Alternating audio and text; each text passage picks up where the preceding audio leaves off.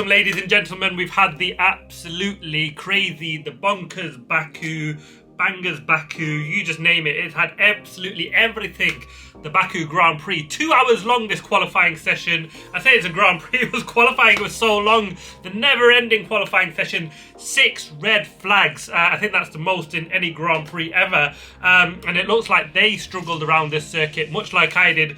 Watch my Making the Grid series that currently the FIA have pulled for infringement, copyright infringement. I think they thought that was footage from FP3 from Azerbaijan this morning. So yeah, that should make its way up. I mean, I'm not sure it was that good. Probably a bit like Charles Leclerc-esque, Oscar Piastri-esque, Albon-esque. Yeah, you name it. The amount of incidents, it was absolutely insane. I've not seen a qualifying session quite like it. 20 of the best Grand Prix drivers in the world. Yeah, about as good as me around Baku, I think, some of them today. Yeah, absolutely insane. Let's just straight to Q1, and it was Alex Albon. So disappointing because they looked really quick, the Williams. I mean, Carlos Sainz has put in an absolutely amazing session to get himself P2, but he's hit the wall at turn 1 very, very early on into the session. It was such a shame. It was so long ago that you probably even forgot about that. And we also got Kimi Antonelli for incident pulled for yellow flag infringement. Is a penalty coming his way? It didn't look like he's slowed down for that at all. So potentially an amazing qualifying session for him could be changed yet with still. So let's see what happens with that. There was a red flag for Nico Hülkenberg who hit the wall, but he managed to keep going, but there was debris on track for that one. And the red flag at the end for Franco Colapinto, who yeah, like Alex Albon, liked the walls a little too much and took one out. I thought it was initially for Pierre Gasly, who went off as well, but it's going to be last place for Alex Albon, no lap time for him. Pierre Gasly in 19th, a real struggle for the Alpine outfit. Esteban Ocon, he got a branch on his car at some point in that lap as well, which was really, really strange to hear. A radio call like that when his teammate was P15, so has just scraping through on that one. Nico Hülkenberg continues a run of poor qualifying sessions. He's been out-qualified by his teammate again. Bortoleto was P13 in that session, so there was some speed in that car, but not from Nico Hülkenberg, and Franco Colapinto ended up that session in the wall, and P16 for him, and he's piling on the pressure himself in that seat. Apparently it's a straight shootout in that seat now between him and Paul Aron, so will we see Paul Aron get a run in that car? Surely he must do, because it's like an evaluation between the two all the way up into next season, without giving him a chance in the racing car. How can you make a fair comparison? So expect some change potentially there. The star of that session, Isaac Hadjar, P5. The Racing Bulls looked brilliant, despite me saying that they'll have a bad weekend, but qualifying proved anything but. Lando Norris led the way from Verstappen and Charles Leclerc, and it looked like any of them three could be on pole position, and boy, there was only just one that stuck that one out. Into Q2, and just the one red flag, and it was very early on. Ollie Berman, just as the session got going, clipped the wall, had to bring his car to a standstill. So overall, a really disappointing session for the Haas guys. Ollie Berman starts 15th, Lance Stroll in 14th, out-qualified by his teammate again. Gabi Bortoleto in P13, where he ended Q1 in fact, so probably all that car had in it. And the big shock really was Lewis Hamilton, P12. Looked like the big story at that point, going into the final sessions of qualifying, because he and Ferrari looked absolutely mega. And it looked like he had a car for pole position, and he looked like he'd be right in the fight. And I'm not sure what really went on until he just turned around and said, we actually put on the wrong tyre.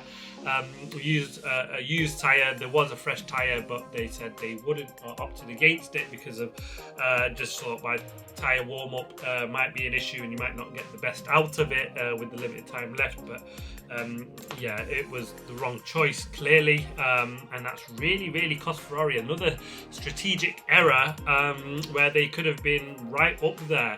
Fernando Alonso rounds off that session in P11. Max Verstappen led the way from Norris and then Piastri.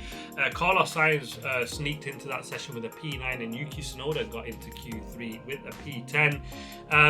Into Q3, and it just went all off with a bang. Charles Leclerc causing a red flag into the wall, and it looked like he'd be a man on pole position, and it went from absolutely disaster for Ferrari.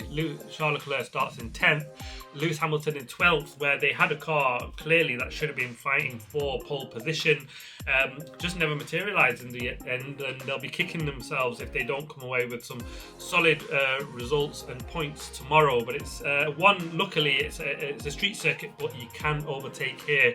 And then we got Oscar Piastri, championship leader, in the wall.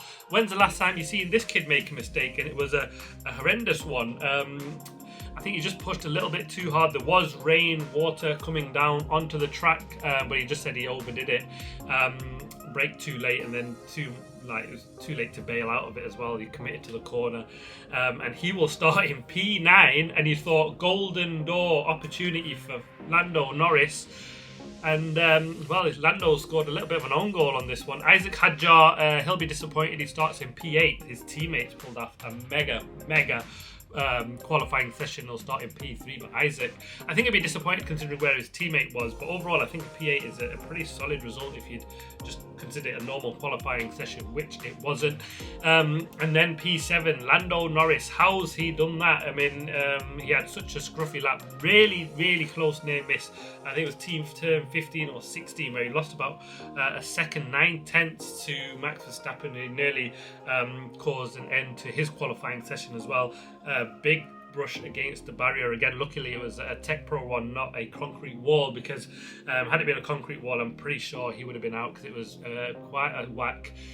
Cost him significant time, and when his teammate had been out of qualifying, a top 4 was really all he needed just to put on a big gap to his teammate and really home in this championship points position. It's a long race tomorrow, so it still could all change, but he's not really put himself in a position to absolutely maximise everything. He looked a bit too tentative in some corners, and then he just overdid it when it mattered most. Yuki Tsunoda, a P6, a pretty solid qualifying session for him. Much better to see him comfortable in the top 10, and let's hope he can pick up some solid points in the race tomorrow, and this part isn't just the highlight. George Russell in P5 and Kimi Antonelli in P4 rounds off a brilliant qualifying for Kimi Antonelli. Looked under pressure at one point. I think it was in Q2 or Q3 where he just had a few minutes to make it through, and he managed to do that, and then he's rounded off a really good qualifying session. Beats his teammate, which is absolutely mega from him. Just let's hope he keeps it and doesn't get anything for that yellow flag incident. We've seen, I think it was Oscar Piastri did the same thing in practice and just got a reprimand, so hopefully they be consistent, because it's a yellow flag infringement qualifying or practice session. I think the threat is still the same, isn't it? So I think the punishment should really be the same, but it looks like sometimes they do deem it a bit harsher in qualifying than the race, because everyone sort of won that push lap. So yeah, fingers crossed for Kimi Antonelli, especially on my side, because I'd kind of like him to start there after a couple of horrible race weekends. Liam Lawson in the top 3, a brilliant lap from him. It looked like he would be potentially second after him, Isaac Hadjar and Carlos Sainz, both are the 3 drivers that stuck it on the top 3. And then there was rain coming down, but it's such a shame because we had such a long or too many long stops with these red flags. That by the time they were back on track, the rain had sort of subsidized a little bit, and had they just ran that session through with 7 minutes to go, I think there was potential where the track conditions would have been so bad that nobody would have really touched the 3 of them. But when it comes to the main one, it all changed, didn't it, when they finally got out for them final runs. Carlos Sainz in P2, an absolutely brilliant job from him in that Williams. The Williams did look strong. The weather conditions and the timing of his lap really helped him on this one.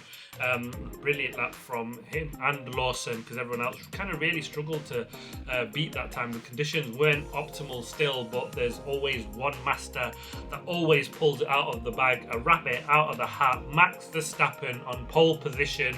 I think we can really underlook this lap by how crazy the qualifying session, and it really shouldn't be, because the conditions were horrendous. We've barely seen anyone improve in that final run, bar Antonelli and Max Verstappen. And yeah, absolutely bonkers lap. He was so fast, half a second up in sector 1, where he was absolutely flying, and sort of kept that momentum through sector 2, where everybody else was struggling, and then sector 3 is kind of like just a long straights, isn't it, with one corner, I think. So he did a brilliant job at put himself in for a fight or a chance to take another win, back-to-back wins. Can he pull it off? And with the two McLarens way down, can he crawl himself back up into a championship fight? I think it's even too much for Max Verstappen, but he's put himself in for a great chance to take the win in Baku. But what a grid we've got. I can't wait for the action to get going. And we've had such a long qualifying session. The race tomorrow might last 3 days. I mean, who knows? We might serve here Tuesday with the amount of red flags and incidents just in qualifying. Everybody's really struggling around a really tricky track. It just absolutely produces bangers. But what a lap. We've got two Ferraris that are way out of position, and they are really quick around Baku. So if the rain stays away, we've got them two coming flying through. We've got the two McLarens, P9 and P7, that should be coming flying through. Can Max Verstappen just run away with it and build enough gap before he sees the back of any of the two Ferraris or McLarens right up behind him? I mean, anyone's guess, but the way the race has gone today, I'd imagine a fair few safety cars in the race tomorrow, so he might not be able to just get away and build that gap. He'll be just hoping that everybody can keep it clean tomorrow, and they've just got it all out of their system, the craziness and the chaos today.